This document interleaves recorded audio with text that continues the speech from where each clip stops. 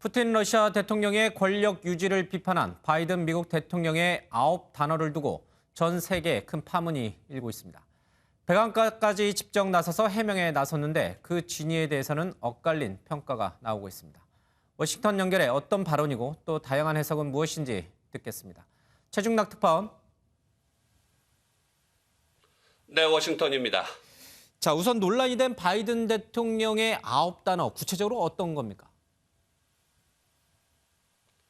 문제의 발언은 현지 시각으로 26일 바이든 대통령이 폴란드를 방문했을 당시 연설이었습니다. 원고에는 없었던 9단어의 문장이었는데 직접 들어보시겠습니다.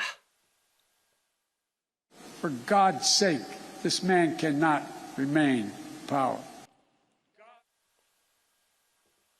네, 매우 짧은 문장이었는데 이를 두고 미국 언론에서는 푸틴 대통령을 몰아내고 러시아의 정권 교체까지 할 수 있다는 해석이 나오자 큰 파장을 낳았습니다. 화들짝 놀란 백악관은 그런 의도가 아니었다고 별도 성명을 냈고 어제 워싱턴에 도착한 바이든 대통령도 러시아 정권 교체를 부인했습니다. 러시아는 이를 놓치지 않고 크렘린궁 대변인을 통해 바이든이 결정할 일이 아니다 라면서 러시아 대통령은 러시아인이 선출한다고 강하게 반발했습니다. 최근 푸틴을 향한 바이든 대통령의 발언을 보면 전쟁 범죄자, 살인 독재자, 도살자로까지 표현하며 점점 수위가 높아지고 있는데 이 내용 한번 다시 들어보시겠습니다. I think he is a war criminal. Will you be meeting with us? You're dealing every day with Vladimir Putin. I mean, look at what he's done to these people. What does it make you think? He's a butcher.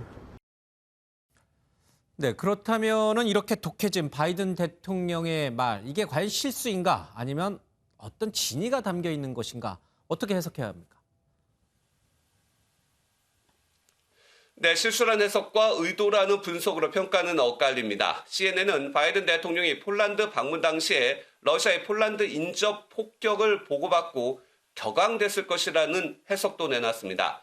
실수로 해석되는 경우는 또 있었습니다. 폴란드에서 미군 장병을 만난 자리에서 우크라이나 주민들의 결사항전을 현장에 가면 볼 수 있을 것이라고 말했는데 미군은 우크라이나에 들어가지 않겠다고 여러 차례 확인을 한 바 있습니다.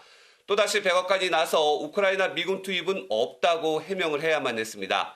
푸틴에 대한 거친 발언이나 나토 동맹국들의 단일 대우를 유지하기 위한 의도적이고 전략적인 발언이라는 분석도 나옵니다.